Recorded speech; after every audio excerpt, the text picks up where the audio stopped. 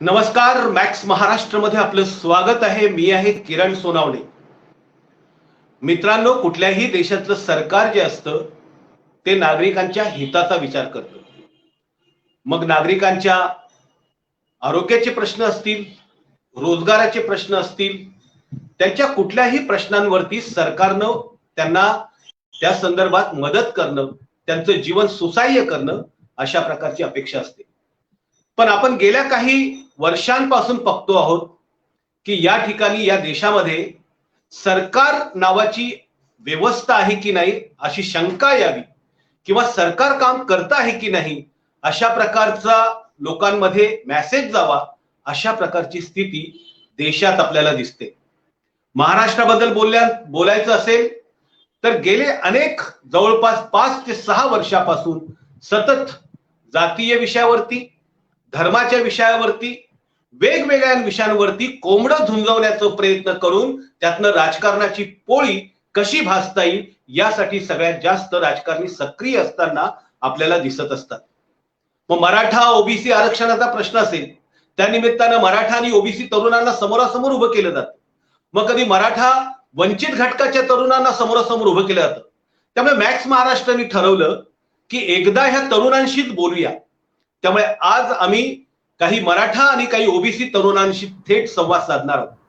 यासाठी आपल्या सोबत जे तरुण आपल्या सोबत आहेत, निरंजन कदम यवतमाळ मधून आहेत, जगदीश जगताप हिंगोलीतून आपल्याकडे जॉईन झालेले आहेत, श्रद्धा बागराव या आपल्याकडे ठाण्यातून आलेले आहेत, पवन निलंगे हे अंबेजोगाई मधून आपल्याकडे जोडले गेलेले आहेत, विठ्ठल साळुंके हे आपल्याला लातूर मधून आहे, पवन ओफाड जे आहेत ते जालनातून आहेत, विष्णू चव्हाण आपल्याशी जालन्यातून बातचीत करणार आहेत आणि निलेश शिंदे सोलापूर मधून करणार. ह्या सगळ्या तरुणांशी बोलण्याचं एक कारण आहे मित्रांनो. हे सगळेच्या सगळे तरुण महाराष्ट्र सरकारने घेतलेल्या विविध प्रकारच्या परीक्षातून उत्तीर्ण झालेले. यातले काही अनेक वर्षांपासून त्यांच्या पोस्टिंगची वाट बघतात. यांनी दिवस रात्र मेहनत केला, स्वप्न पाहिलं, यांच्या आई वडिलांनी यांच्यासाठी कष्ट उपसले. मग कधी नातेवाईकांकडे जाऊन, कुठे उसने पैसे घेऊन वेगवेगळ्या पद्धतीने यांनी कष्ट केले आणि सरकारने दिलेल्या परीक्षेमध्ये उत्तीर्ण झालेले. त्यांना फक्त त्यांच्या अधिकार पदाची फक्त त्यांना ऑर्डर द्यायची बाकी आहे आणि ऑर्डर द्यायचं असताना सरकारने अद्याप त्यांना ऑर्डर दिलेली नाही. त्यांच्या नेमका भावना काय आहेत, त्यांचा नेमका विचार काय आहे, ते कुठल्या परिस्थितीतून गेल्या वर्ष, 2 वर्ष, 4 वर्षातून जात आहेत हे त्यांचं मनोगत ऐकण्यासाठी, त्यांना कुठेतरी त्यांचा आवाज उठवण्यासाठी व्यासपीठ मिळावं म्हणून आम्ही मॅक्स महाराष्ट्राच्या वतीनं हा उपक्रम सुरू केलेला आहे. सर्वात पहिल्यांदा मी यवतमाळ मध्ये जाणार आहेत निरंजन कदम यांच्याकडे. निरंजनजी, तुम्ही या संदर्भात काय बोला?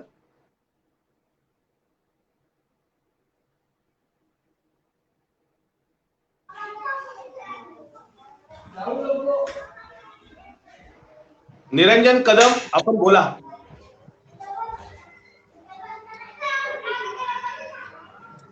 निरंजन कदम, आपण बोला. हा, निरंजनशी आपल्या साधारणतः मला असं वाटते की त्यांचा ऑडिओचा काहीतरी प्रॉब्लेम्स आहे, त्यामुळे आपण जगदीश जगताप यांच्याकडे जाणार आहे. जगदीशजी, तुम्ही बोला की काय तुमच्या व्यथा आहेत, काय तरुण म्हणून तुम्ही विचार करतायत, कसा विचार करतायत ह्या सगळ्या गोष्टीवर?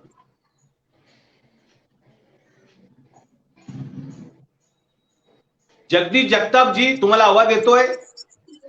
येस येस येतोय सर. हा, बोला ना, बोला ना, बोला.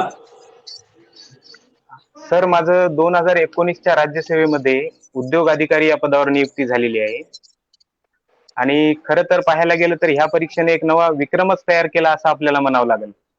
कारण एरवी राज्यसेवेची जी परीक्षा आहे ती प्रोसेस पूर्ण 1 ते 1.5 वर्षामध्ये कंप्लीट होते, पण यावेळेस असं झालंय की 3 वर्ष होऊन सुद्धा मुलांना नियुक्त्या मिळालेल्या नाहीये. त्याची पार्श्वभूमी थोडीशी मी तुम्हाला सांगतो की 17 फेब्रुवारी 2019 रोजी याची पूर्व परीक्षा झालेली आहे, ज्याची की ऍडव्हर्टाइजमेंट ही डिसेंबर 2018 मध्ये आली होती. त्यानंतर मुख्य परीक्षा जुलै 2019 ला झालेली आहे आणि या एमपीएससीच्या रेंगाळलेल्यापणाचा परिणाम म्हणून त्याचे रिझल्ट लावायला त्यांनी 3-4 महिने लावले. त्याच्यानंतर आयोगामध्ये 2च सदस्यांनी अख्खे 3-3.5 महिने इंटरव्ह्यू घेतले अरे बापरे. आणि त्याच्यानंतरची अजून एक कहर म्हणजे रिझल्ट एका महिन्यामध्ये लागत असतो, तर त्यांनी तो 2-2.5 महिन्यानंतर लावला. एवढं होऊन सुद्धा आम्ही याच्यावर शांतच राहिलो. आम्ही संयमाची भूमिका घेतली आणि त्यानंतर दुर्दैवानं कोरोनाची जी साथ आली, त्याच्यामध्ये शासनाने आम्हाला असं सांगितलं, की ह्या साथीनंतर आम्ही तुम्हाला अपॉइंटमेंट लेटर देऊन टाकू. तोपर्यंत तुम्ही थोडीशी वाट पाहावी. ओके. तर त्यावेळेस आम्ही शासनाला सहकार्य पूर्णपणे केलेलं आहे आणि त्यानंतर मग दुर्दैवानं मराठा आरक्षणावर 9 सप्टेंबरला स्टे आला. तर माझं ओके. प्रथम असं मत आहे, की ह्याच्यामध्ये आमची काय चूक आहे? हो. त्यानंतर शासनाने असं सांगितलं, की 9 सप्टेंबरला जो स्टे आलेला आहे, तो उठल्याच्या नंतर आम्ही तुम्हाला जॉईनिंग देऊ आणि आता हा. जर जॉईनिंग दिली, तर मराठा आरक्षणाच्या केसवर त्याचा विपरीत परिणाम होईल. हा. बोला. त्यावेळेस सुद्धा आम्ही संयम ठेवला आणि नंतर 5 मे आता मागच्या 2021ला मराठा आरक्षण रद्द झालं. ओके.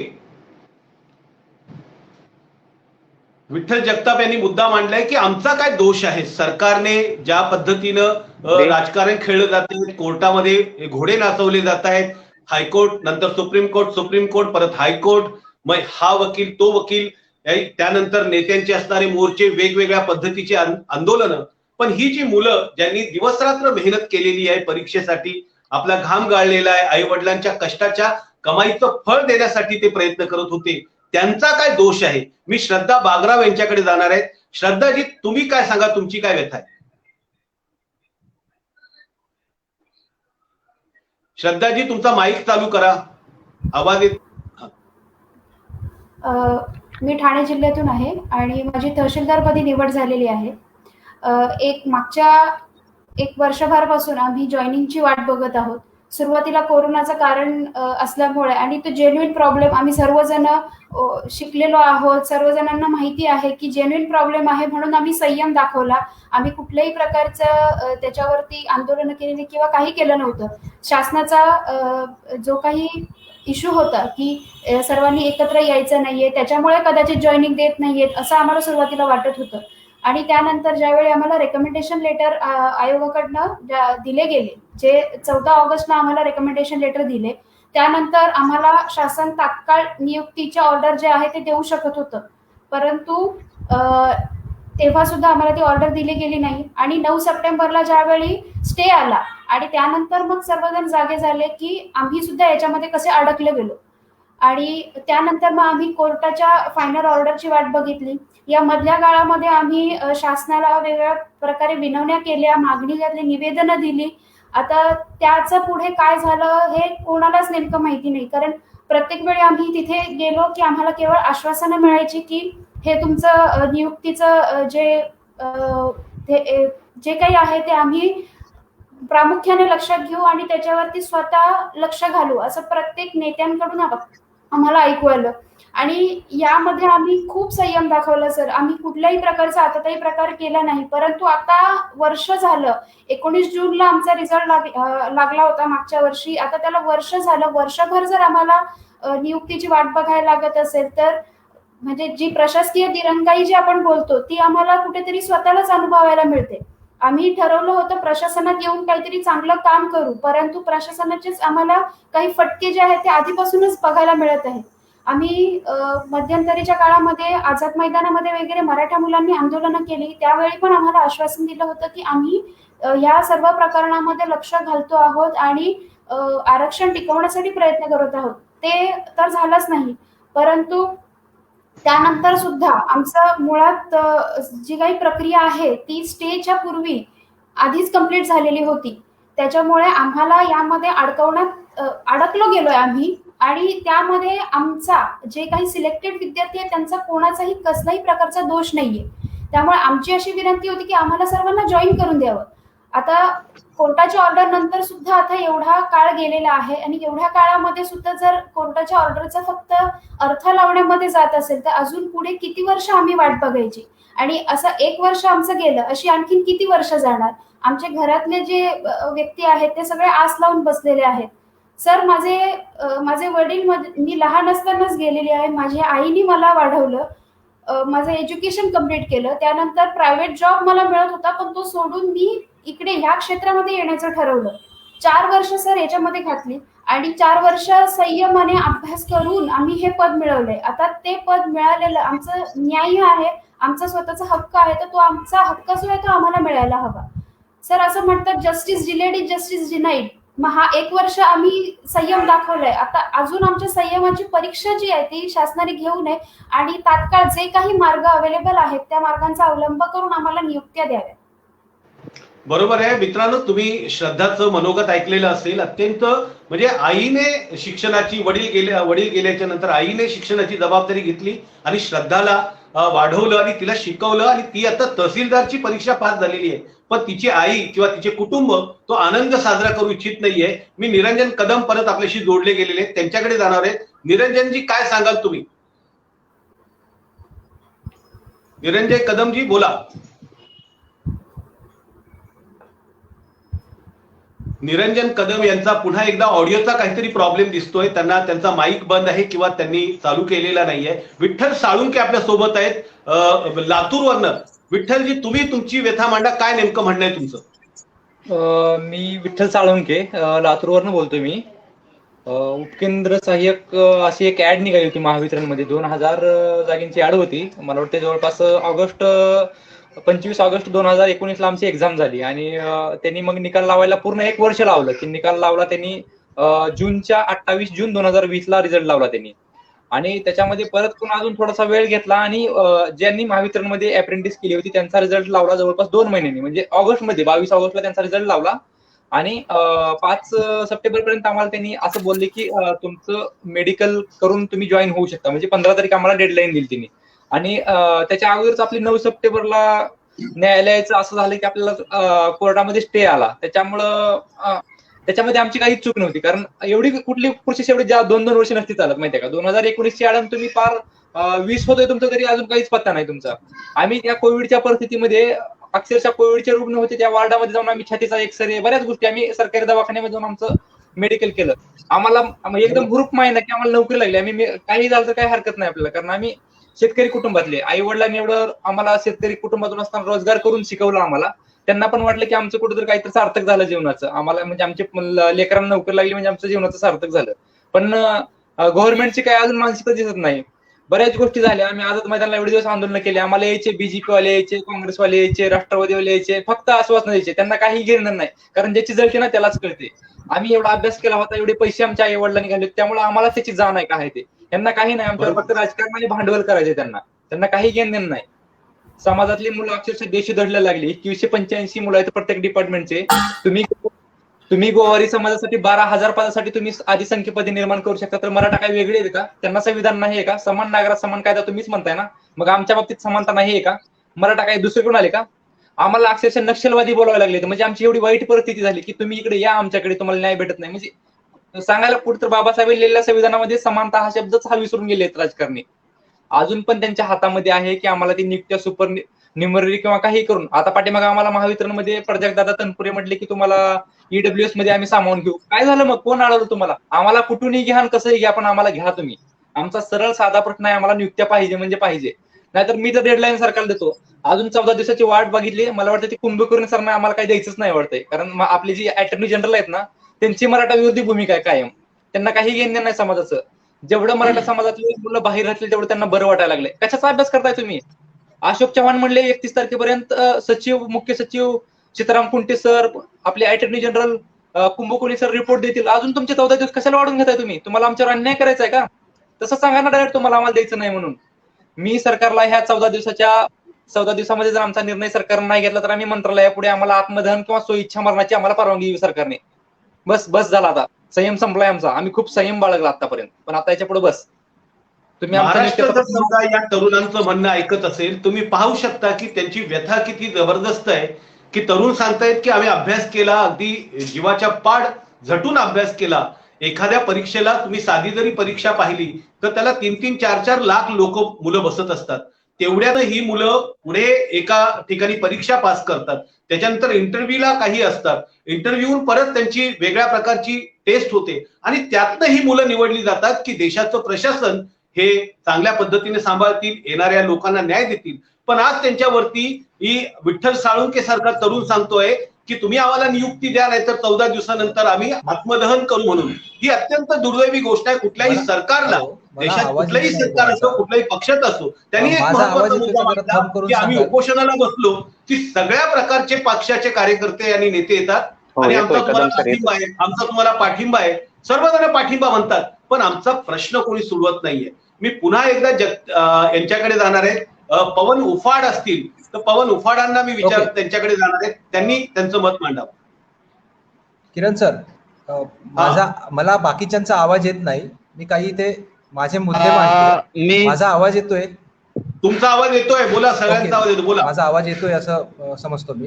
तर बघा की जी काही समस्या इथे आता महाराष्ट्रात नियुक्त्यांच्या संदर्भात झालेली आहे, त्याच्यामध्ये फक्त तो काही आमच्या नोकरींचा प्रश्न आहे एवढ्या पुरता मर्यादित गोष्ट राहिलेली नाही. आता ती ह्या सगळ्या प्रक्रियेमध्ये अडकून पडलेल्या सर्व जातींमधल्या तरुण मुलांचा तो प्रश्न नक्कीच आहे. त्याच्यासोबत त्यांची कुटुंब आणि ओव्हरऑल महाराष्ट्राच्या समाज मनावर परिणाम करणारी ती गोष्ट घडती आहे.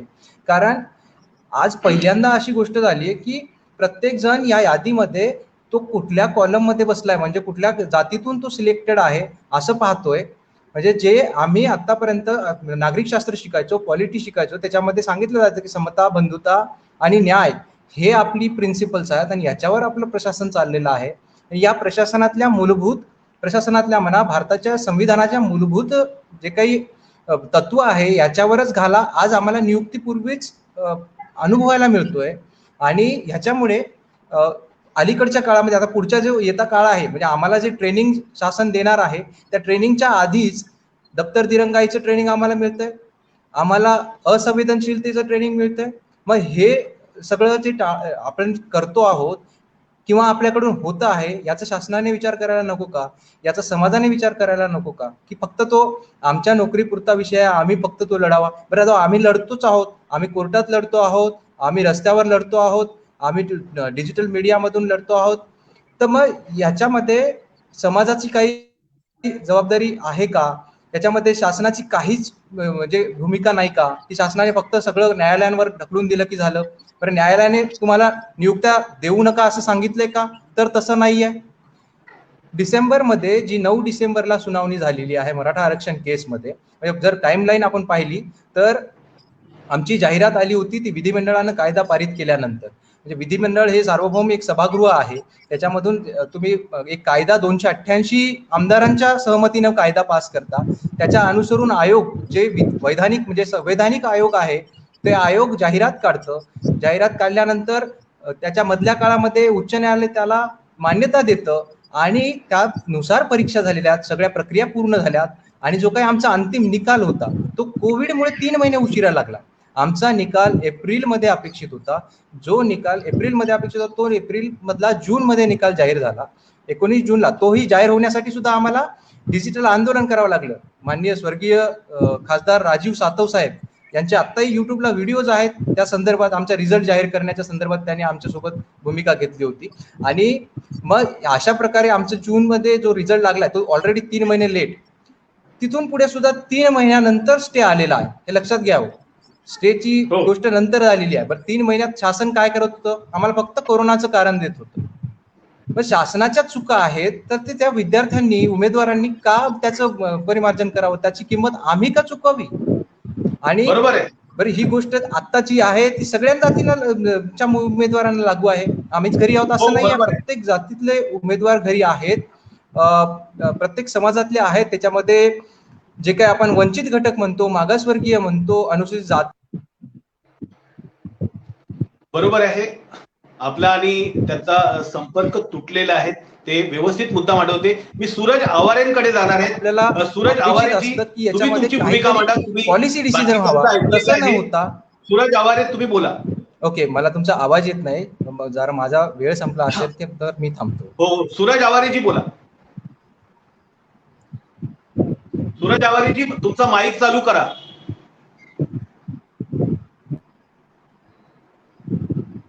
तुमचा माईक चालू करा. माईक चालू नाहीये सूरज आवारीजी. तुमचा आवाज येत नाहीये सूरज आवारीजी.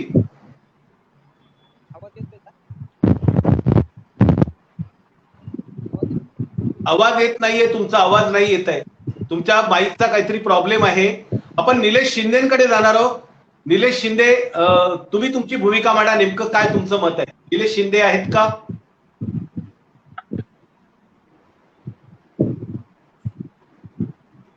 निलेश शिंदे. विष्णू चव्हाण, तुम्ही तुमची भूमिका मांडा. आवाज येतोय ना सर? हो, येतोय, बोला. आता जसं सर्व माझ्या मित्रांनी सांगितलं त्याप्रमाणे मी त्याच्यात थोडंसं ऍड करतो की राज्य शासनाची सर टेक्निकली चूक कशी आहे ते मी दाखवतो. माझं सिलेक्शन स्टेट बोर्डामध्ये झालेलं आहे. सर याच्यात काय झालं, आमची सर्व प्रोसेस जानेवारी 2020 पर्यंत कंप्लीट होती. म्हणजे तेव्हा कोविड नव्हता. कोविड नंतर आला सर, मार्चच्या नंतर. आणि मार्च मध्ये कोविड आल्याच्या नंतर राज्य शासन काय करतं, 4 मेला एक GR पारित करतं. जो GR असा असतो की नवीन पद भरतीवरती बंदी. त्याचा स्पष्ट उल्लेख असतो नवीन पद भरतीवरती बंदी. मग त्या GR ला काही डिपार्टमेंट जसं की आमचे स्टेट बोर्ड असो किंवा अजून काही जिल्ह्यांचे जिल्हाधिकारी असो तलाठी भरतीच्या बाबतीत, ते काय करतात, त्याला मार्गदर्शन मागवतात सर.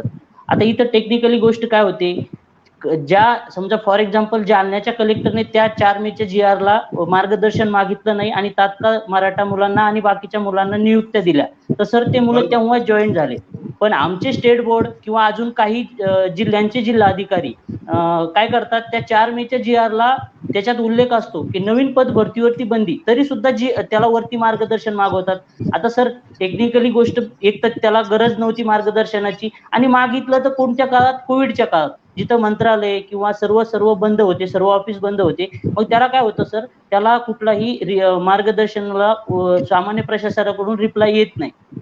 त्यामुळं काय होतं, पूर्ण आमची प्रोसेस सर्व कंप्लीट असताना, डॉक्युमेंट व्हेरिफिकेशन झालेलं असताना फक्त आम्हाला नियुक्त्या द्यायच्या होत्या. स्टेट बोर्ड काय करतं, नियुक्त्या देत नाही. ते पूर्ण त्या मार्गदर्शनाचं रिप्लाय येण्यासाठी वेळ घेतं. आणि मग वेळ घेत चाललेला असताना मी स्वतः स्टेट बोर्डला गेलो. आमच्या अधिकाऱ्यांना सांगितलं, जे निवड समितीवर होते त्यांना, की सर काही ते सदावर्ते सारखे वकील जे की मराठा आरक्षणाला चॅलेंज करतायत, तर उद्या होऊ शकतं मराठा आरक्षणाला चॅलेंज होईल. मग चॅलेंज झाल्याच्या नंतर आमच्या मराठा मुलांचं काय, हा मी प्रश्न त्या स्टेट बोर्डला, त्या अधिकाऱ्यांना, निवड समितीच्या विचारतो. तरी सुद्धा निवड समितीचे अधिकारी सर आम्हाला अशी उत्तरं देतात की नाही, तुमची प्रोसेस अगोदरची आहे, त्यामुळे तुम्हाला अडचण येणार नाही. ते त्यावेळेस आम्हाला काही लेखी दिलं नाही सर त्यांनी.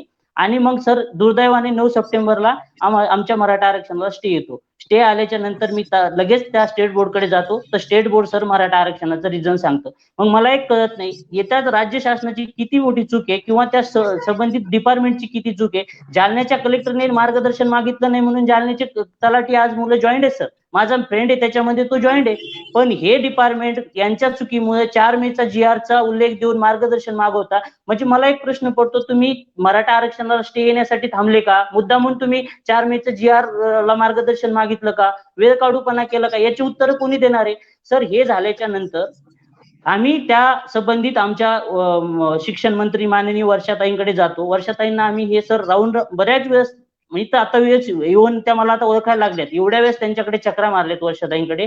वर्षाताई काय करणार, त्यांना त्यांचे खूप सारे कामं असतात. आम्ही आलो, फक्त 2 मिनिटं आमचं निवेदन घेणार, हो मी बघते, आणि आम्हाला बाहेर काढून देतात. सर ह्या गोष्टीवरती मला असं म्हणायचं, शिक्षण मंत्र्यांना, जे तुम्ही शिक्षणातले प्रॉब्लेम, जे काही विद्यार्थ्यांचे प्रॉब्लेम तुम्ही समजून घेत नसाल, तर तुम्ही अन्य कुठले, म्हणजे शिक्षणातले जे खोलचे हे आहेत, तुम्ही ते कसे हँडल करणार सर? हा एक पहिला 4 मेचा चुकीचा निर्णय. त्यानंतर काय होतं, आमच्या स्टेट बोर्ड काय करतात, ते अधिकारी सर सेकंड मार्गदर्शन मागवतात. सेकंड मार्गदर्शन जेव्हा कोरोनाची परिस्थिती कमी झाल्याच्या नंतर सप्टेंबर ऑक्टोबर मध्ये जातं, त्यावेळेस काय होतं सर, आमच्या बरोबरच्या जेवढ्या भरत्या आहेत त्या सगळ्या भरत्यांना 100% परमिशन मिळते. आता समजा मराठा आरक्षणामुळे कडली, पण त्यावेळेस परमिशन मिळते. आमच्या स्टेट बोर्डला चुकीच्या संबंधित शालेय शिक्षण विभागाकडून 50% पद भरती करा असा उल्लेख येतो. जिथं आमची भरती जुनी आहे, आमच्या बरोबरच्या भरत्या ह्या 100% पूर्ण होतात. मग तुम्ही स्टेट बोर्डला 50% रिमार्क कसा देऊ शकता सर त्याच्यावरती सामान्य प्रशासनाचा कुठलाही संदर्भ नाही. मग मला प्रश्न पडतो, जे राजेंद्र पवार आमचे शालेय शिक्षणचे उपसचिव आहेत, ते राजेंद्र पवार हे असा निर्णय कुठून देतात? सर ते जर आता आम्ही कोर्टात चॅलेंज केलं तर त्यांना त्याचं उत्तर द्यावं लागेल. ऑब्व्हियसली केलंच ते कोणीतरी. मग अशा पद्धतीने एखादी पदभरती तुम्ही 100% पूर्ण करता, तुमच्या शासनाच्या दिरंगाईमुळे किंवा तुमच्या त्या संबंधित अधिकाऱ्यांच्या चुकीच्या निर्णयामुळे किंवा ते मराठा विरोधी असल्यामुळे, मी तर स्पष्ट बोलतो, मराठी विरोधी असल्यामुळे तुम्ही आमच्यावरती आमच्या नोकऱ्यावरती तुम्ही गदारोळ आणता. याचं सर्व जिम्मेदार कोण आहे सर? आज आमच्यामध्ये सर आतापर्यंत 2 मुलांनी आत्महत्या केल्या सर. एका मुलाने हात कापून घेतलाय. आज ज्या माझ्या मित्रांनी सांगितलं किंवा श्रद्धा मॅडमनी सांगितलं, सर 5-5, 6-6 वर्ष लागतात हो. अभ्यास करणं इतकं सोपं आहे का? किती स्ट्रगल असतं हो सर. मी आझाद मैदानावर 37 दिवस आंदोलनाला लीड केलं सर. प्रत्येक मंत्र्यांना मी सविस्तर मुद्दा समजून सांगितला. सर फक्त आश्वासन दिलं यांनी, काय केलं आतापर्यंत, कशामुळे थांबले? एक कोण महाधिवक्ता सर राऊंड हे करतात. सर मी इथं लिटरली तुम्हाला सांगू शकतो, आपल्या राज्याचे उपमुख्यमंत्री अजितदादांना सर मी 3 वेळेस भेटलो. सूरज पण सोबत होता, आता जो आहे आपल्यासोबत, सूरज आणि मी होतो. दादांनी जेव्हा आम्ही भेटलो, दादांनी एकच सांगितलं की तुमचे जे 2185 मुलं आहेत त्यांना आपल्याला आता सध्या सुपर न्यूमरी करता येणार नाही, कारण तुमचा आरक्षणाचा मुद्दा सुप्रीम कोर्टात आहे, कोर्ट ऑफ कंटेम्प्ट होईल अशा वगैरे वगैरे. मग सर आता तर आरक्षणच रद्द झालंय ना. मग अजितदादा कुठे गेलेत? अजितदादांनी आता एवढे छत्रपती संभाजीराजे मागणी करतात, कुठे गेलेत अजितदादा? तुमचा कोर्ट ऑफ कंटेम्प्ट कुठे गेला आता? तुम्ही एवढे आमच्या समाजाचे नेते, जर तुम्ही थोडक्यात जर सांगायचं झालं तर तुम्हाला ह्या भावना कळत नाही. किती जीवनाशी खेळणार तुम्ही लोक आमच्या? माझा तर आज स्पष्टपणे या मॅक्स महाराष्ट्राच्या माध्यमातून राज्य सरकारना पूर्णपणे आव्हान मी करतो की तुम्ही खरंच मुलांच्या जीवनासोबत खेळू नका. सर आज अशी कंडिशन आहे की आम्हाला जे कोणी फॉलो करतं किंवा आमचे मित्र असतील, आम्हाला आज प्रश्न जे अभ्यास करतात सर, ते एक प्रश्न मला तर विचारला त्यांनी की सर आता इथून पुढे अभ्यास करताना आंदोलनाची पण तयारी करायची का? कारण एक तर एक्झाम नाही झाल्या, एकूण तिकून एक्झाम तर रिझल्ट नाही, रिझल्ट मिळाल्याच्या नंतर नियुक्ती नाही.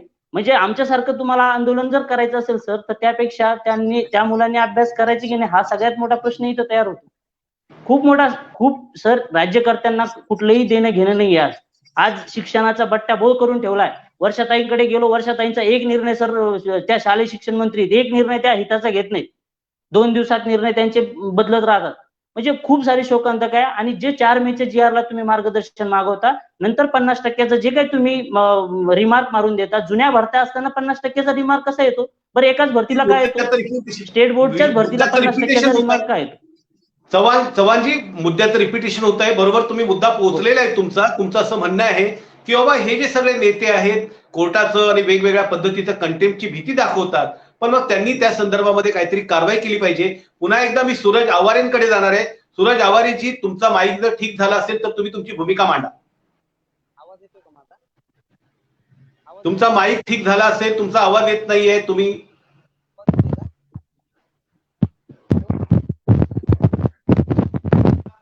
तुमचा आवाज, नाहीतर हेडफोन काढून ठेवा, डायरेक्ट बोला.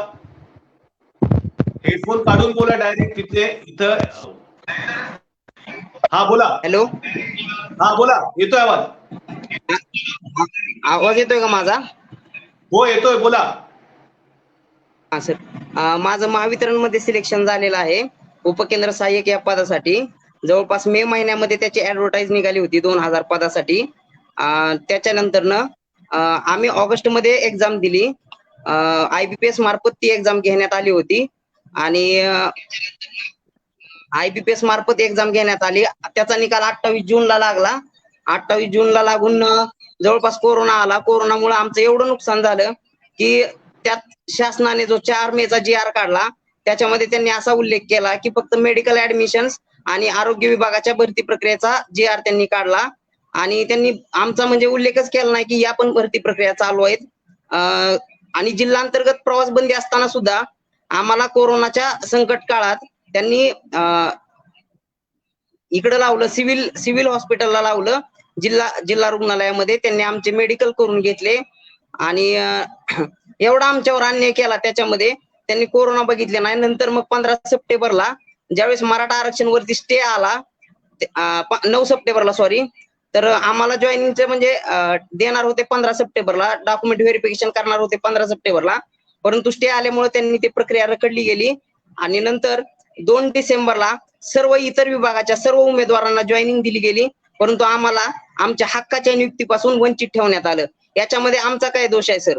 खरं तर एसईबीसीचा प्रवर्ग हा त्यांनीच त्याच्यातूनच म्हणजे मराठा आरक्षणाच्या जागा ह्या त्यांनीच काढायच्या, ऍडव्हर्टाइजमेंट त्यांनीच काढायची, परीक्षा त्यांनीच घ्यायची आणि यात आमची काय चूक आहे? याच्यामध्ये आम्ही फॉर्म भरला हीच आमची चूक आहे. नंतर त्यांनी परत मराठा समाजाला गाजर दाखवत मराठा समाजाच्या विद्यार्थ्यांसाठी खोटा 23/12चा ईडब्ल्यूएसचा GR काढला आणि त्या GR नुसार एसईबीसीच्या मुलांना ईडब्ल्यूएसचा लाभ देण्याचं घोषणा केली. परंतु ईडब्ल्यूएसची मुलं जी की बाहेर पडतायत तर त्या मुलांनी कोर्टामध्ये हायकोर्टामध्ये जाऊन आमच्या विरोधात पूर्वलक्षी प्रभावाने हा GR लागू होत नाही अशी याचिका दाखल केली. त्याच्यामुळे आम्ही जवळपास तिथं पण रखडून बसलो आणि त्याच्यानंतर एक शासनाचा जो 31 मेचा GR होता त्याच्यामध्ये त्यांनी असं सांगितलं की हा GR पूर्वलक्षी प्रभावाने लागू होत आहे आणि तरी पण आता कोर्टामध्ये शासनाचा एकही वकील वेळेवर हजर होत नाही. म्हणजे शासनाने एवढंच ठरवलंय, त्यांचं एवढंच ध्येय धोरण आहे की मराठा समाजाला कोणत्या ना कोणत्या प्रक्रियेत अडकून ठेवायचं.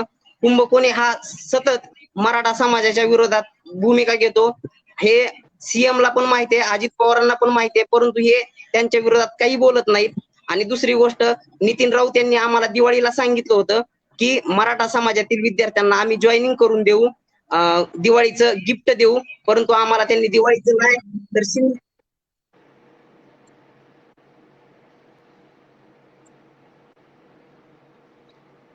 त्यांचानी आपला संपर्क तुटलेला आहे. मी पुन्हा एकदा यांच्याकडे आपले पवन निलंगे जे आहेत त्यांनी बोलावं. पवन निलंगेजी तुम्ही बोला, तुमची काय भूमिका आहे? पवन निलंगे अंबेजोगाईवरून. पवन निलंगे सर, मला असं वाटतं त्यांच्यापर्यंत आपला आवाज पोहोचत नाहीये. जवळपास हा मुद्दा जो आहे तुमचा जो भरतीचा जो आहे तो सगळ्यांना पोहोचलेला आहे. मराठा भरतीचा असेल किंवा ओबीसीचा गेल्या वर्षी सुद्धा त्यांची परीक्षा होऊन त्यांच्या संदर्भातल्या त्यांच्या जवळपास 419 लोकांच्या नियुक्त्या रोखलेल्या आहेत. आणि कुठे मेडिकलचे प्रवेश असतील, इंजिनिअरिंगचे किंवा BDSचे प्रवेश असतील तिथे सुद्धा त्या पद्धतीनं सरकारने घोळ घालून ठेवलेला आहे. काही ठिकाणी अर्ध आरक्षण भरा, अर्ध भरू नका अशा पद्धतीचा मुद्दा त्यांनी वेगळ्या प्रकारचे दिलेले आदेश दिलेले आहेत. तर आता तुम्हाला सगळ्यांना शेवटचा मला एक मिनिटामध्ये सांगायचं आहे की तुम्ही हे जे सगळं ओबीसी असतील, वंचित घटकातले असतील, मराठा तरुण असतील, सरकार नावाची जी व्यवस्था आहे किंवा राजकारणे तुम्हाला झुंजवतायत का? कारण की एका सरकारने सुरुवातीच्या काळाने मराठा आरक्षण जाहीर केलं, त्या सरकारला माहिती होतं की हे आरक्षण टिकणार नाहीये कोर्टात, कारण की त्यांनी त्या पद्धतीची प्लॅनिंग केली होती. नंतर दुसरं सरकार येतं, ते कोर्टात जातं, ते कोर्टात फेटाळलं जातं आणि आता सगळीकडून ओबीसी असतील किंवा मराठा असतील यांच्यामध्ये तरुणांमध्ये आक्रोश आहे. तर तुम्ही तरुण म्हणून आता तुम्ही पुढे अधिकारी होणार आहेत, तुम्ही याच्या संदर्भात कुणाला जबाबदार धरतात आणि याच्यावरती उपाय काय सुचवतात? तर सगळ्यात पहिल्यांदा मी आवारे सरांकडे जाणार आहे. आवारेजी, तुम्ही सांगा की काय याच्यावर उपाय आहे? सर आवाज येतोय ना? हो बोला सर. आमची जी आज परिस्थिती आहे त्याला सर्वस्वी हे शासन जबाबदार आहे, कारण ह्यांची दिरंगाई आहे. याच्यामुळं ह्याला पूर्णपणे म्हणजे शासनच नाही का की याला आमच्या जे काय आज आम्ही रखडलो गेलो, जे आम्ही बाहेर पडलो आता या विद्यार्थ्यांच्या रेसमधून, आता आमचं जे याच्यामध्ये खूप नुकसान झालेलं आहे, आर्थिक बाजूने पण नुकसान झालेलं आहे, बरंचसं नुकसान झालेलं आहे. याला पूर्णपणे शासन जबाबदार आहे आणि या शासनाला माझं एकच सांगणं आहे की हात जोडून विनंती आहे की आम्हाला कोर्टाच्या कचेरीत किंवा काय अडकू नका. जे काय आमचे 2014 पासून जे विद्यार्थी पेंडिंग आहेत त्या सर्वच्या सर्व विद्यार्थ्यांना नियुक्त्या देण्यात याव्यात. मग सुपर न्युमररी असेल किंवा विशेष बाब असेल ती राज्य सरकारनं घ्यायची भूमिका आहे की राज्य सरकारने त्यांची भूमिका शासन स्तरावर घ्यावी आणि आम्हा सर्व विद्यार्थ्यांना त्वरित जॉईनिंग द्याव्यात. आणि दुसरी गोष्ट सर म्हणजे नितीन राऊत, जे की नितीन राऊत पुरोगामी विचारांचे बहुजनवादी समजले जातात. आम्ही पण बहुजनवादीच आहोत. ते मराठ्यांच्या विद्यार्थ्यांना डावलतात, प्रत्येक वेळी मराठ्यांच्या विद्यार्थ्यांच्या विरोधात भूमिका घेतात आणि जे म्हणतात की आम्ही स्वातंत्र्य, समता, बंधुता ही जी भावना आहे आमची, परंतु त्यांच्यामध्ये कुठेही समतेची भावना दिसत नाही. ते आमच्या जीवाशी खेळतात. जर का उद्या बरं वाईट झालं ह्या जीवांचं तर त्याला पूर्णपणे आमचे ऊर्जा मंत्री नितीन राऊत आणि शासन असेल जबाबदार. आणि भगतसिंगांनी असेंब्लीमध्ये, इंग्रजांच्या असेंब्लीमध्ये खुल्या जागेत एक बॉम्ब फेकला होता. तो बॉम्ब त्यांना लोकांच्या अंगावर पण फेकता आला असता, परंतु त्यांनी फेकला नाही. तसंच आम्ही आझाद मैदानावर आंदोलन केलं, पण तो एक आमचा एक छोटासा धमाका होता. याच्यानंतर जो आता आम्हाला नक्षलवाद्यांनी सुद्धा लेटर आलेले आहेत, जर आम्ही तो जर चुकीचा मार्ग निवडला तर ह्याला पूर्णपणे शासन जबाबदार असेल. बरोबर आहे. विद्यार्थ्यांनी जर समजा किंवा या मुलांनी, पास झालेल्या मुलांनी त्यांचा आक्रोश, असंतोष जर समजा अराजकतेकडे गेला तर कोण याला जबाबदार असेल, असा सवाल आपल्या समोर उभा केलेला आहे. मी निरंजन कदम यांना विचारणार आहोत की ह्या सगळ्या परिस्थितीला कोण जबाबदार आहे, काय का देशामध्ये अशी परिस्थिती होण्याचं कारण काय? निरंजन कदम बोला. निरंजन कदम यांना आपला आवाज जात नाही. विष्णू जगतापजी, हे तुम्ही ऐकताय, काय जबाबदार आहे, कोण जबाबदार आहे, का अशी परिस्थिती होते देशामध्ये, काय तरुणांचं म्हणणं आहे? सर, स्पष्टपणे तर मला सांगायचंय की राज्य सरकार याला जबाबदार आहे आणि राज्य सरकारचे काही मराठा विरोधी जे अधिकारी आहेत ते त्याला जबाबदार आहे सर. हे आम्ही प्रत्यक्ष 2 वेळेस अनुभवलं. जेव्हा मी अजितदादांकडे गेलो अधिकारी किंवा राजकारणी हे सगळे फक्त मराठा विरोधी आहे का ओबीसी विरोधी पण आहे, वंचित घटक विरोधी पण आहे? नाही, सांगतो ना सर. जेव्हा सर अदर कास्टला जेव्हा असं कुठं सुप्रीम कोर्टामध्ये किंवा असं काही आरक्षणाच्या बाबतीत जेव्हा कधी असा प्रॉब्लेम होतो सर, 12,000 सुपर न्यूमेरिकली पोस्ट ते क्रिएट करतात. मला तेच ऍड करायचं होतं की तुम्ही जर समजा अदर कास्टच्या मुलांना तुम्ही जर असं काही, एक तर ऑलरेडी त्यांना आरक्षण, प्रत्येक गोष्टीत आरक्षण आहे. दुसरी गोष्ट, तुम्ही जर क्रिटिकली त्यांना जर काही क्रिटिकल प्रॉब्लेम क्रिएट झाला तर तुम्ही 12,000 सर, नॉट अ जोक, 12,000 तुम्ही सुपर न्यूमरी सारख्या पोस्ट क्रिएट करता. मग सर आमचे मुलंच किती आहेत? आमचे तर 2185 आहेत ना सर. 2 मिनिटात निर्णय घेऊ शकला असतं ना राज्य सरकार. म्हणून स्पष्ट निर्णय घेता आला असता. बरोबर आहे. जर समजा सरकार एखाद्या वर्गासाठी 12,000 पद निर्माण करू शकते, तर ही गेले ओबीसी असतील, मराठा समाजाची मुलं असतील, आपल्या नियुक्तीसाठी वाट बघताहेत. तर मी आता पवन उफाडांकडे जाणार आहे. पवन उफाड आहेत का? पवन निलंगे, तुम्ही बोला.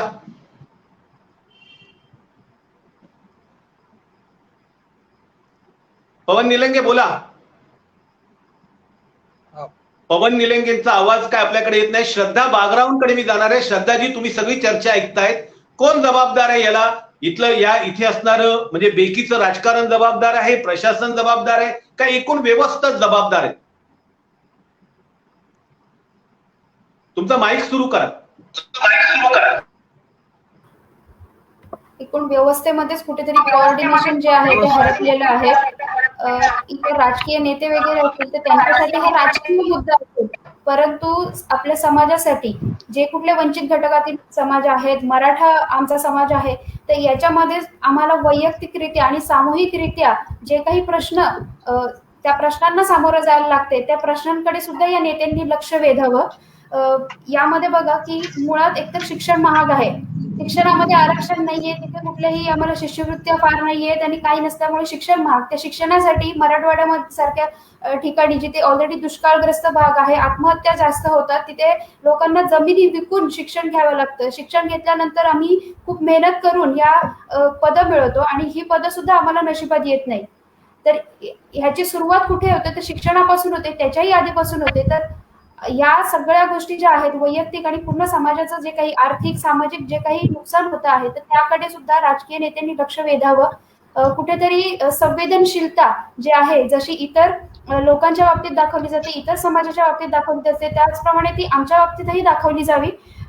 जो काही आर्थिक ताण येतोय तर त्या आर्थिक ताणावरती काहीतरी ते उपाय दाखवायला हवा. आता गेले वर्षभर जर आम्हाला आमच्या न्यायाच्या हक्काच्या ज्या नियुक्त्या होत्या त्या मिळाल्या नाही, त्या वर्षभरात जे काही आमचं नुकसान झालेलं आहे ते आम्हाला कोण भरून देणार आहे का? आणि त्याची आम्ही साधी मागणी सुद्धा करत नाही. आम्हाला इथून पुढे तरी निदान न्याय मिळायला हवा.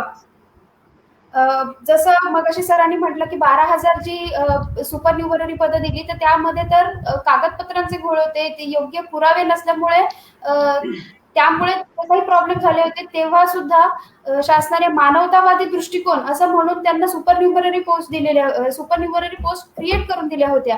मग इथे आम्ही कॅलिबरने आलेलो आहोत, मेरिटने इथपर्यंत आलेलो आहोत, तर आम्हाला आमच्या हक्काच्या नियुक्त्या आम्हाला द्यायला हव्यात, ही माझी मागणी आहे. बरोबर आहे. मी आता विठ्ठल साळुंकेकडे जाणार आहे. विठ्ठल साळुंकेजी, आता शेवटचं तुम्हाला बोलायचं आहे की एकूण याला जबाबदार का नाही. निलंगेजी, तुमचा माईक येत नाही, माईक चालू नाही तुमचा, त्यामुळे तुमच्याकडे येता येणार नाही प्लीज जरा.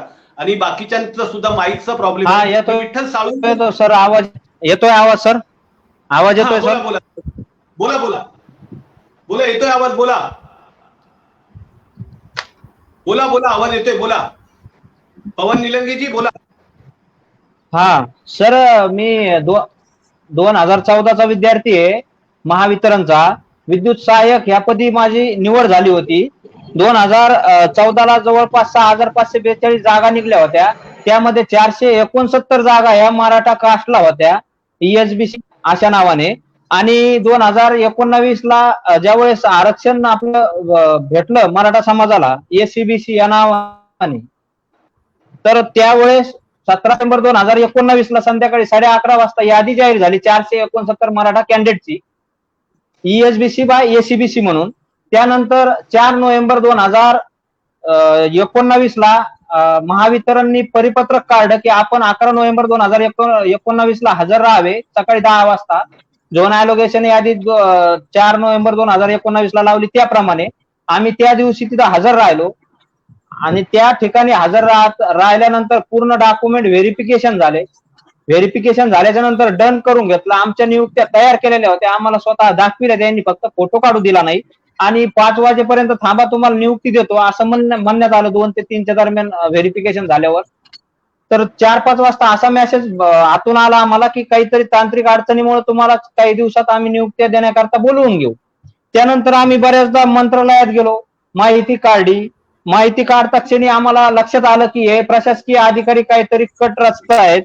मग त्या दृष्टिकोनातून आम्ही 27 जानेवारी 2020ला आंदोलन केलं सुरुवात. त्यानंतर 14 मार्च 2020ला ते आंदोलन आम्ही विनायकराव मेटे यांनी लक्षवेधी लावली होती विधानसभेमध्ये. त्या लक्षवेधीला उत्तर देताना मुख्यमंत्री साहेबांनी असं सांगितलं होतं की मराठा समाजाच्या विद्यार्थ्यांना आम्ही वाऱ्यावर सोडणार नाही. त्या आश्वासनावर, त्या विधान भवनामधल्या आश्वासनावर आम्ही 14 मार्च 2020 रोजी आमचं आंदोलन तात्पुरतं स्थगित केलं. म्हणजे जवळपास एकूण 47 दिवस आम्ही आंदोलन केलं. त्यानंतर कोरोना आला. कोरोना आल्यामुळे आम्हाला कोणत्याही पद्धतीचा फॉलोअप घेता आला नाही. आणि असं असताना आमच्यातले जे काही कॅन्डिडेट होते, त्या कॅन्डिडेटची अशी परिस्थिती झाली की 11 नोव्हेंबरला आपल्याला जॉईन होणार, आपण त्याच दिवशी आपल्याला नियुक्त्या भेटणार, पण तसं झालं नाही. आणि त्याचप्रमाणे ते जे काही उद्योग करत होते किंवा कंपनीमध्ये परमनंट होते, त्यांनी तो जॉब सोडून दिला. जो उद्योग करत होते गावाकडे, तो गावाकडा उद्योग काही मोलाच्या किमतीतच विकून टाकला आणि जॉईन होण्याकरता सज्ज झाले. आणि जॉईन व्हायला गेले तर पाहता काय, तर जॉईनिंग नाही. 6 महिने झाले, 8 महिने झाले, कोरोना आला. कोरोना आल्यावर बी कशाचाच काही थानपत्ता लागेना. मग आम्हाला त्या 47 दिवसाच्या आंदोलनातून असं लक्षात आलं की जे काही समजा हे जे महाराष्ट्र राज्याचे महाधिवक्ता आहेत, कुंभकोणी साहेब, यांचा सगळ्यात मोठा कट रचलेला आहे. हे झारीतले शुक्राचार्य हे, त्यानंतर मग आपले कुंटे साहेब आले, त्यानंतर वेगवेगळे करपते साहेब आले, हे प्रशासकीय अधिकारी, यांच्या सगळ्याची ही साखळी आहे की त्यांना मराठा समाजाच्या विद्यार्थ्यांना न्याय द्यायचा नाही. कशामुळे द्यायचा नाही? आम्ही का गुन्हा केला का? आरक्षण दिलं कोणी? तुम्ही. आणि त्याच्यानंतर जाहिराती काढल्या कोणी? तुम्ही. आणि आम्ही फॉर्म भरले, मग आमची चुकी झाली. तुमचं असं म्हणणं होतं की आम्ही फॉर्म भरायला नको होतं, बरं मग तुम्ही जागा काढायला नव्हत्या पाहिजे. आजपर्यंत आम्हाला न्याय नाही. 7 वर्ष झाले साहेब, 7 वर्ष कशाला म्हणते 7 वर्ष? आणि पूर्ण 2185 जागा नाही येत्या, 3542 जागा आहेत. त्या कशा मी सांगतो तुम्हाला. 2014च्या पूर्ण डिपार्टमेंट धरून 1265 जागा आहेत आणि 2018, 19, 20च्या 2185 जागा आहेत. अशा मिळून जागा जवळपास राऊंड फिगर धरलं तर 3500 जागा होत आहेत. आता याचा उल्लेख कोणी काढत नाही. बरं, उल्लेख काढायचा असेल तर मुंबईला यावं लागतं. आता प्रत्येक वेळेस मुंबईला यायला, इथं आमच्या जिल्ह्याच्या ठिकाणी जालन्याला जायला आमच्या खिशात रुपया नाही, एसट्या चालू नाही, कोणाकडून गाडी मागायची, कोणाच्या गाडीत पेट्रोल टाकायचं, एवढी परिस्थिती झाली. आता कोरोनाच्या काळात आमच्या काही बांधवांची अशी परिस्थिती झाली की त्यांनी काही उद्योगधंदे बंद केले, म्हणून त्यांच्या घरी त्यांना राशन आणायला सुद्धा पैसे नव्हते.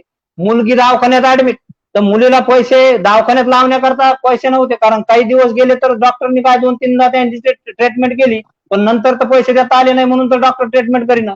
मग त्याचा मेसेज आम्हाला आल्यानंतर आम्ही सर्वांनी 50-50, 100-100 रुपये आमच्या ऐपतीप्रमाणे त्यांना जवळपास 3 ते 4 हजाराची मदत केली.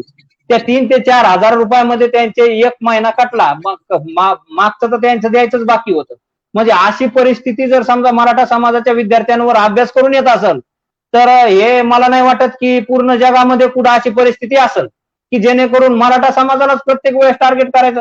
हा कुंभ कोणी 14 दिवस मागतो, मग याला ते प्रत्येक वेळेस अभ्यास करायला टाइम लागतो. तर मग याचा अर्थ मंत्र्यांनी सुद्धा काढायला पाहिजे की मिटिंगला जात असताना हे कुंभ कोणी करपते कुंटे हे असे प्रशासकीय अधिकारी मीटिंग असताना त्याच्या अगोदर 20 मिनिटापूर्वी त्यांचा माइंड फ्रेश करतायत, त्यांना चुकीची माहिती देतायत. मीटिंग चालू झाली, आमचे विद्यार्थी आतमध्ये गेले की विद्यार्थ्यांना वेगळंच काही सांगायचं, सुप्रीम कोर्टाचा रस्ता सांगायचा, दिल्लीचा रस्ता सांगायचा, म्हणजे याच्या व्यतिरिक्त काहीच नाही त्यांच्याकडे. प्रत्येक वेळेस सुप्रीम कोर्ट सांगितलं की महाराष्ट्रातले जे काही मंत्री महोदय यांची लगेच खुर्चीकडे लक्ष जातं त्यांचं की बाबा आपली जर खुर्ची गेली तर उद्या कोर्ट ऑफ कंटेम्प्ट झाला तर. अरे तुम्ही तुमच्या 5 वर्षाच्या खुर्चीच्या मागं लागले, आम्ही आमच्या जीवनाच्या मागं लागलो. त्याचं काय 5-7 वर्ष झाले ना. तुम्ही एक वेळेस जर निवडणूक हारून पडले तर तुम्ही तोंड दाखायची सुद्धा लायकी राहत नाही तुमची. वर्षभर तुम्ही गावात येत नाहीत, स्वतःच्या गावात जात नाहीत ते मंत्री जर पडले एखाद्या निवडणुकीत. आणि आमचं तर आम्हाला जर 7 वर्षापासून आम्हाला नुसतं टांगणीला अडकून ठेवलंय. हे असा न्याय नेमकं कशात आहे मला काही समजत नाही. लोकशाही आहे, पण ही लोकशाही फक्त बाकीच्या समाजासाठी आहे, मराठा समाजासाठी लोकशाही नाही असं आम्हाला भ्रमित होत आहे. महाराष्ट्र शासनाचं नाव काढलं तर माणसाला असं वाटतं की पवनजी अत्यंत बरोबर आहे. ही लोकशाही कुणासाठी आहे अशा प्रकारचा सवाल केला आहे. मराठा समाजातल्या तरुणाचा आक्रोश आहे की मराठा समाजासाठी ही लोकशाही आहे की नाही. तसंच ओबीसी तरुण पण विचारतोय की ओबीसी लोकांसाठी आहे की नाही. वंचित विचारतोय, महिला विचारतायत या देशामध्ये लोकशाही आहे की नाही आणि ती कुणासाठी आहे. मी शेवटचा मुद्दा घेऊन विठ्ठल साळुंकडे जाणार आहे. विठ्ठल साळुंके जी एकूण आता तरुणांमध्ये या संदर्भामध्ये सरकार असतील, राजकारणी असतील किंवा व्यवस्था असेल याच्याबद्दलचा काय विचार आहे? तर तुम्ही जे म्हणताय ना ओबीसीच्या मुलांवर अन्याय वगैरे झाला, मला नाही वाटत कोणा ओबीसीवर मुलावर अन्याय झाला. अहो सर, होल अँड सोल फक्त मराठा मुलावर अन्याय झालाय. ओबीसीची मुलं आमच्या सोबतचे जॉईन आहेत सर, सगळे मुलं जॉईन आहेत. कुठं ओबीसीवर अन्याय झालाय? त्यांना फक्त भीती वाटते की मराठा आमच्यामध्ये येतो काय की. काहीच नाही सर, काहीच नाही. ओबीसीचा इथं भाऊच नाही, माहितीये का. त्यांनाच भीती वाटायला लागली. आम्हाला कोणाचा नको पण आहे, आम्हाला आमचा हक्काचं पाहिजे. नकोय आम्हाला ओबीसी, नकोय ना काही नकोय आम्हाला.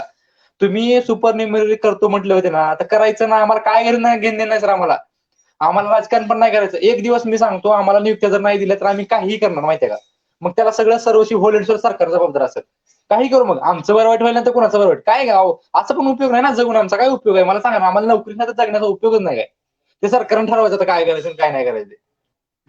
त्यामुळे बघा, ओके, विठ्ठल साळुंकेंचा मुद्दा पोहोचलेला आहे. आपण गेले जवळपास 45 मिनिटं या तरुणांशी बोलत होतो. तुम्ही पाहिलं की त्यांच्या भावना अत्यंत तीव्र आहेत. प्रत्येक समाजातून, प्रत्येक वर्गातून अशा प्रकारचा आवाज उमटतोय. या तरुणांच्या संदर्भामध्ये उद्या जर समजा यांच्यामध्ये या संदर्भामध्ये अराजकता माजली, वेगवेगळ्या पद्धतीच्या गटागटांमधून राजकारण करणारे नेते स्वतःचे झेंडे घेऊन तरुणांना माती भडकवत असतात आणि स्वतःच्या राजकारणाची पोळी भोजत असतात, त्यावेळेस या तरुणांनी नेमकं काय करावं? गेले कोणी 4 वर्षापासून, कोणी 7 वर्षापासून, कोणी 1 वर्षापासून आपल्याला नोकरी मिळेल, आपण सरकारी अधिकारी बनू, आपल्या आई वडिलांना सुखात ठेवू, आपल्या बहिणीचं लग्न करू, कुणाचं तरी कर्ज फेडू, अशा आशेवर असणारे हे तरुण सरकारकडे पाहत आहेत. सरकारला आता तरी जाग येणार आहे का की अजून पण इथे मार्गदर्शन घ्यायचं, आम्ही अभ्यास करतो आहोत, कोर्टामध्ये बाजू आहे, अशा प्रकारची जुजबी कारणं देऊन या तरुणांना भटकवलं जाणार आहे, राज्यामध्ये अराजकता माजवणार आहे का, अशा प्रकारचा सवाल महाराष्ट्र शासनाला मॅक्स महाराष्ट्राच्या वतीने आहे. तुम्ही ही बातमी पाहताय, तुम्हाला नेमकं काय वाटतं? तरुणांचे आणखी काय प्रश्न आहेत? कशावर तरुण बोलू इच्छितात? आम्हाला नक्की तुम्ही मेसेज करा. आम्ही त्या विषयावरती तुमचा आवाज सरकारपर्यंत आणि जनतेपर्यंत नक्की पोहोचू. आणि पाहत राहा नव्या युगाचा नवा मीडिया मॅक्स महाराष्ट्र. तुम्ही सर्व सहभागी झालात त्याबद्दल तुमच्या सगळ्या तरुणांचं आम्ही आभार मानतो.